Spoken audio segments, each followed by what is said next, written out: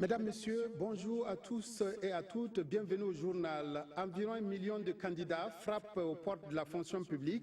Les concours directs ont débuté ce matin et devraient permettre à 12 324 admis d'accéder à des postes dans l'administration publique.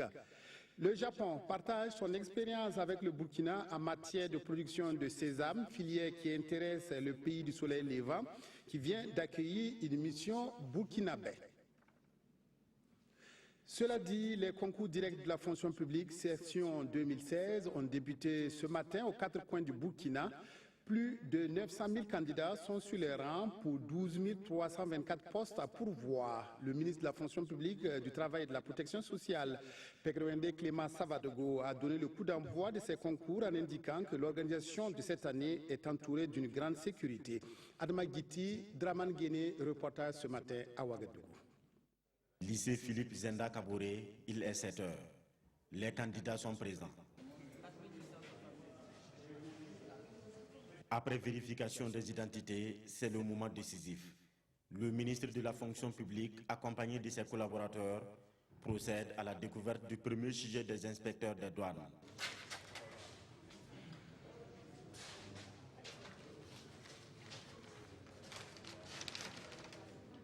Dans les épreuves. Cette année, c'est la vigilance au maximum. Il ne faut surtout pas retomber dans les travers de 2015. Jusqu'à la fin de l'administration des épreuves, nous serons debout et nous serons attentifs. Celui qui a le moindre indice, nous l'invitons à nous le faire savoir. Cela nous permettra certainement de remonter les pistes. L'université de Ouagadougou est aussi un centre de composition, une première dans l'administration des sujets au Burkina. Le ministre y fait un tour, rien à signaler. Ici, par contre, au centre unique de composition des malvoyants, c'est le système de sujet unique qui pose problème.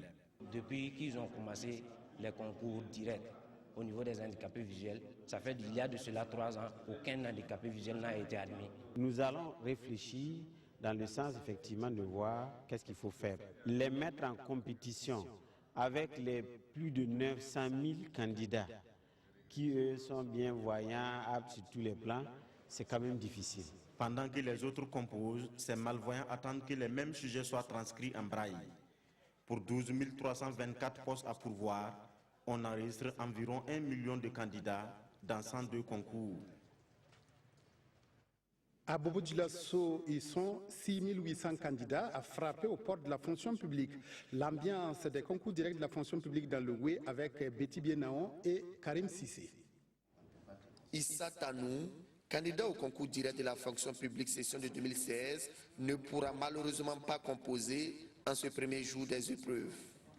Une erreur a été faite sur son dossier. Effectivement, quand j'ai donné mes dossiers à ma sœur pour qu'il puisse déposer à Ombé, peut-être elle s'est dû tromper d'insérer le PPC, mon diplôme PPC à la place du bac.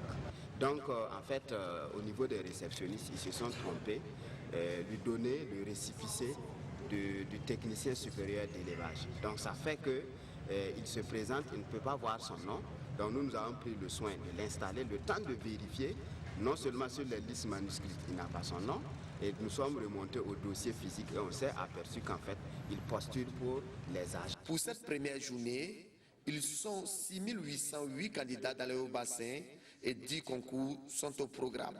Pour un bon déroulement des épreuves, 762 agents ont été mobilisés. Les choses ont vraiment bien démarré à Bobo Dioulasso, à l'image de ce qui se passe au niveau national. Nous avons, au titre du comité, rencontré juste quelques petites difficultés. Les épreuves se dérouleront du 1er au 13 août 2016 dans la région de Haut-Bassin. Et ils sont au total 113 108 candidats inscrits contre 83 309 l'année dernière. Politique à présent, les députés du groupe parlementaire CDP font le point de leur participation à la première session ordinaire de l'année de l'Assemblée nationale. La conférence de presse animée ce matin indique que le groupe a contribué à faire voter de nombreuses lois, mais s'est opposé à celles sur l'allègement des procédures de passation des marchés. Pawadoro, Jean Zongo, Moumouni Soubega, reportage. C'est un bilan satisfaisant que le groupe parlementaire CDP tire de sa participation à la première session ordinaire de l'année 2016. Le groupe a participé au vote de certaines des 19 lois, mais il dit avoir rejeté certaines, notamment celles relatives à la passation des marchés publics. Nous estimons que le gouvernement, par cette loi, cherche la couverture de l'Assemblée nationale pour contourner les procédures prescrites par la réglementation générale des marchés publics. Nous ne pouvons pas donner un blanc-seing à l'exécutif pour agir dans un secteur aussi sensible que celui des marchés publics, ouvrant ainsi la porte à toutes sortes d'atteintes aux principes de transparence et de bonne gouvernance. Le groupe parlementaire CDP déplore le comportement de certains membres de l'exécutif. Il pointe du doigt des ministres qui, pour des raisons de calendrier, n'ont pu répondre aux préoccupations des députés.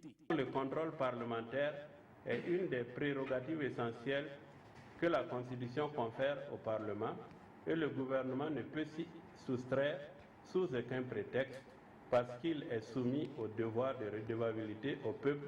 Des questions relatives à l'organisation des concours de la fonction publique et à l'incident survenu lors de l'accouchement d'une femme à l'hôpital Yalgado Ouedraogo attendent encore des réponses du gouvernement selon le président du groupe parlementaire CDP. Dans les parlements burkinabés et communautaires, le groupe parlementaire CDP dit jouer sa partition pour l'intérêt des peuples. Les entreprises burkinabées encouragées à améliorer leur cercle de qualité. L'ABEMAC décerne chaque année des prix de la qualité. La 5e édition a permis de décerner 13 trophées et des attestations aux entreprises qui ont montré des efforts dans la recherche de la qualité. Reportage Moussa Ouedraogo, Ismaël Diloma Sirima.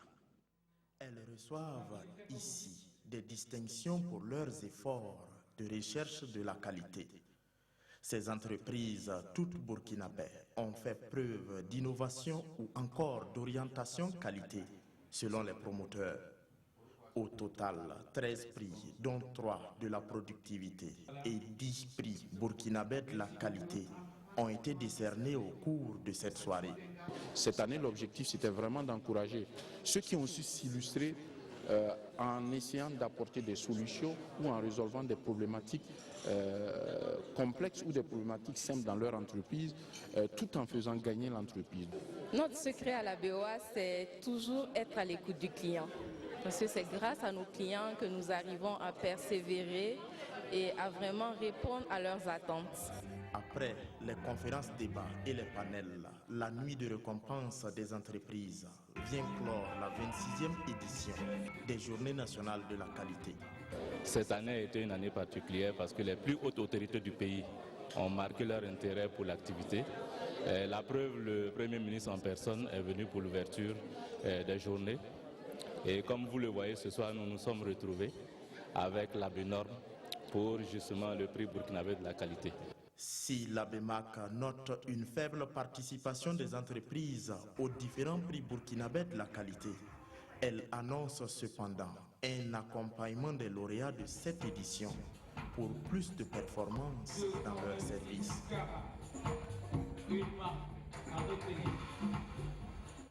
À Manga a été lancé vendredi dernier le programme de renforcement des compétences des jeunes qui ont été invités à tourner le dos à l'incivisme. Un cross populaire à travers les rues du chef-lieu du Zunwego a servi de tribune pour sensibiliser la jeunesse de la région. Roger Kam, Bouma, Ernest Nébié.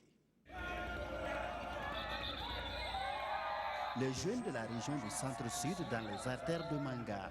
Un cross populaire pour dire non à l'incivisme qui sévit de nos jours au Burkina. Nous, jeunes de la région du centre-sud, avons jugé nécessaire de faire des initiatives qui rentrent dans le cadre du civisme. Ce matin, nous avons tenu une conférence sur le civisme et c'est à la suite de ça que nous avons organisé ce cross pour dire que le cross unit les jeunes. Et c'est vraiment un signe de l'union, la fraternité entre les jeunes de la région. Une initiative soutenue et encouragée par les premiers responsables de la région. Et je suis venu en tout cas saluer cette belle initiative du Conseil régional des jeunes et je voudrais les inviter à être de bons citoyens en vue de jouer leur partition dans le développement du pays. Venus des provinces de Naouri, de Bazega et de Zunwego, les jeunes ont à l'issue du cross pris les engagements pour bouter hors de leur région l'incivisme. je me comporte beaucoup d'humilité, de dignité et de politesse envers les professeurs, le personnel et mes camarades. Je travaille avec l'honnêteté et l'abnégation, donc je bannis la consommation des produits nocifs comme l'alcool, le tabac et la drogue. Un comité de vigilance a été mis en place pour suivre la mise en œuvre de ces engagements des jeunes. Un attentat a visé ce matin un hôtel de Kaboul en Afghanistan. Cet établissement accueille des étrangers, civils et militaires. Le bilan de cette attaque fait état des morts parmi les forces de sécurité. La police est certaine aussi que les 3 assaillants ont été tués et que l'opération était maintenant terminée. Un énorme cratère et des débris catapultés à des dizaines de mètres à la ronde, la déflagration a été spectaculaire. Tôt dans la nuit, en Afghanistan, les talibans ont mené un attentat au camion piégé contre un hôtel pour étrangers de la capitale Kaboul. Un policier a été tué, 3 autres blessés. Les 3 assaillants talibans, dont le conducteur du camion piégé, qui sont parvenus à pénétrer dans l'enceinte de l'hôtel, ont aussi été tués. On a entendu une très forte explosion, beaucoup de gens l'ont entendu. Il y a aussi eu des échanges de coups de feu. Quand je suis arrivé ici ce matin, j'ai vu beaucoup de soldats, de policiers. Ils ont bloqué les 2 côtés de la rue pour que personne ne puisse circuler. L'hôtel Northgate se situe à proximité d'un aéroport militaire qui jouxte l'aéroport international de Kaboul. Il héberge des civils et des militaires étrangers et il avait déjà été frappé par un attentat. En 2013, de la même manière, 5 kamikazes avaient réussi à pénétrer dans l'enceinte de l'hôtel après avoir fait exploser un camion piégé à l'entrée. À 5 jours des Jeux Olympiques de Rio, les Brésiliens continuent de s'affronter sur le terrain de la politique. Les pro et anti-Dilma Rousseff ont battu hier le pavé à travers les principales villes brésiliennes, alors que la plupart des athlètes et sportifs venus du monde entier sont déjà arrivés sur place. À 5 jours de l'ouverture des Jeux Olympiques, Rio ne ressemble pas à la carte postale dont les organisateurs ont rêvé. Hier, des milliers de Brésiliens ont manifesté dans les principales villes du pays, pro-Dilma Rousseff d'un côté, anti-Dilma Rousseff de l'autre. Dilma Rousseff, visée par des accusations de falsification de comptes publics, est sous le coup d'une procédure de destitution qui pourrait aboutir en septembre. Elle se dit victime d'un coup d'État parlementaire orchestré par le vice-président Michel Temer qui assure son intérim. Nous avons besoin d'un nouveau départ. La structure politique brésilienne est en train de couler à cause de la corruption. Il faut faire place nette et repartir de zéro avec de nouvelles propositions. La corruption, on ne la supporte plus. Il faut évacuer tout ça et tout nettoyer. Dilma Rousseff ne sera pas dans les tribunes du stade Maracana de Rio vendredi prochain pour la cérémonie d'ouverture. C'est le très critiqué Michel Temer qui déclarera ouvert les Jeux. Il se dit prêt au huée et au sifflet de la foule. Retour au Burkina, dans le cadre de la promotion de la filière sésame, une mission burkinabé s'est rendue au Japon, principal importateur du sésame produit chez nous. Partage d'expérience et renforcement du partenariat avec le pays du soleil levant ont marqué cette visite. De retour au pays, les missionnaires partagent avec les acteurs de la filière sésame les conclusions de leur voyage au Japon. Paul David Bambara, Maïmouna Traoré, reportage. Selon les chiffres du ministère de l'Agriculture, le sésame est le 3e produit d'exportation au Burkina Faso, un produit prisé par le Japon qui en est l'un des principaux importateurs. Mais des résidus de pesticides ont été détectés dans le sésame burkinabé. La mission au Japon a permis à la délégation burkinabé d'échanger avec des partenaires nippons et de s'enquérir de leurs expériences. La mission a été très fructueuse parce que nous avons pu rencontrer. La partie japonaise a été vraiment disponible. Toutes les structures que nous avons voulu rencontrer, ils nous ont prêté attention aux différentes préoccupations que nous avons posées. Et nous avons vraiment visité beaucoup de structures. Et ça nous a permis effectivement de nous édifier à travers un certain nombre d'expériences que nous avons effectivement constatées sur le terrain. Aujourd'hui, il est question de partager les conclusions de la mission et surtout de sensibiliser les acteurs de la filière sur le respect des normes en matière de commerce international. Having this opportunity, by taking Je voudrais que tous les acteurs prennent saisir cette opportunité pour discuter des questions sur le sésame. Et c'est du renforcement de toute la filière du sésame et en particulier l'aspect qui concerne la coopération avec le Japon. C'est le lieu également pour ceux-ci de proposer des actions à entreprendre pour améliorer la production et la commercialisation du sésame et d'examiner les possibilités d'échange direct entre importateurs japonais et exportateurs burkinabés. Le 5e sommet du traité d'amitié et de coopération entre le Burkina et la Côte d'Ivoire, TAC, a fait la une des quotidiens de ce lundi. Pouvait-il en être autrement? La revue de presse est signée Tobom Evelyne Dabiré. Les quotidiens de ce 1er août reviennent sur le 5e sommet du traité d'amitié et de coopération entre le Burkina Faso et la Côte d'Ivoire. Un sommet qui a refermé ses portes le 29 juillet dernier. Au cours de cette rencontre, les deux pays ont d'abord fait le point des décisions et orientations prises lors du 4e sommet, rapporte Sidoya. Ensuite, l'actualité liée aux Burkinabés vivant autour du mont Peko n'a pas échappé aux deux gouvernements, poursuit le quotidien d'État, qui rappelle le souhait du président Kaboré, celui d'être impliqué dans les échanges pour trouver une solution définitive à ce problème du mont Peko, écrit ce journal. Les présidents Roch et Alassane se sont engagés à intensifier la coopération entre les deux pays, selon le journal Le Pays. Pour le président Kaboré, toujours dans ce journal, cette coopération, nous la voulons dynamique, fertile et soucieuse des intérêts de nos deux peuples respectifs. Et dès son retour, écrit Notre Temps, un point de presse a été donné pour signifier toute la satisfaction du président Kaboré pour les conclusions de cette rencontre au sommet qui a vu la signature de 13 accords entre les deux pays. Des accords publiés en intégralité dans le journal Le Quotidien. L'observateur Palga rapporte des coulisses du sommet. Le président ivoirien aurait joué de son entre-gens pour renouer le dialogue entre le président Roch-Marc Christian Kaboré et Blaise Compaoré, un dialogue interrompu depuis 2 ans. Cette information qui a été révélée sur le compte Twitter de la télévision ivoirienne a été démentie par le ministre des Affaires étrangères Alpha Bari dans les colonnes de Aujourd'hui au Faso. En ces termes, il n'y a jamais eu de contact téléphonique entre Roch et Blaise.